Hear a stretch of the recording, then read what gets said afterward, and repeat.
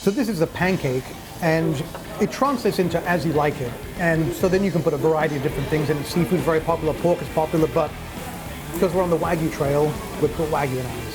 Smells savory. Tastes like roast beef. It's hard to translate the cuts because we butcher animals differently, but if I'm reading it right, this is from the plate. It could be navel meat, could be flank. Either way, I'm gonna eat it. So there's a little, it's like gingery hit right off the bat, but then this sort of very mellow beef flavor comes on. I always carry chopsticks in my pocket when I'm in Japan because you never know when you might encounter some Wagyu. What I have in here is a sashimi. This is incredibly marbled beef. I mean, you can just see the striations of fat running through that. I'm gonna try this raw. Fantastic beef. So it's probably been slow roasted in the oven. It's cooked, I mean, it's rare. It's sliced thin, served cold, absolutely delicious. It's served over rice, it's a cold dish. So here's the first bite. This looks really delicious. It reminds me actually very much of being home in England where we would have roast beef as sort of a cold cut during lunch. So here's to the queen. Okay, that avocation is very much a high quality tuna. I can't get away from the evocation of ham. And it's got to be something with the spice combination in here, the tenderness of the meat. It's almost like it's cured, but clearly it's not. I mean, it was raw a second ago. I mean, this is an umami bomb. So this is the outside skirt steak, which is a superior cut of skirt. There's some sesame on there, say some kind of teriyaki or soy glaze, scallions. It's very tender, so they've clearly done something to render out that collagen. Nice sear on that, you see that? I'm looking for more meat in here, but there's none.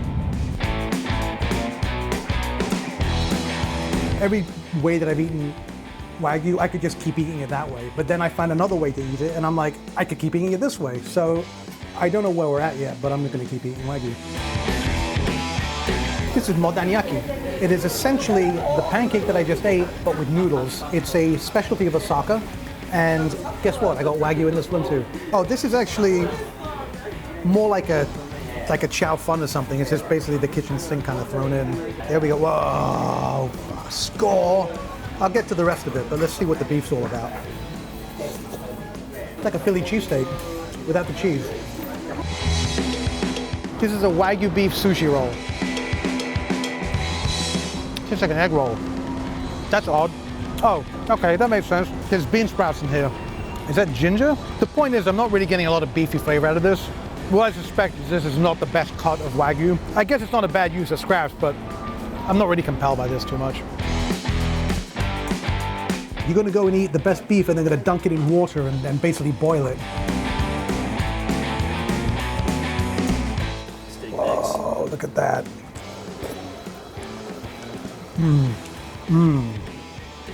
Wow. I'm gonna go in again. That is sensational. Who could have ever thought that boiling beef would produce this kind of deliciousness? Well, this is one delicious way to eat. Wow, look at that. Look at that thing. I know I should be throwing to the CTA or telling you what I'm gonna eat next, but I just can't stop talking about how fantastic. My goggles are getting fogged up. I'm so close to this. Oh my God, the marbling on this thing is absolutely ludicrous.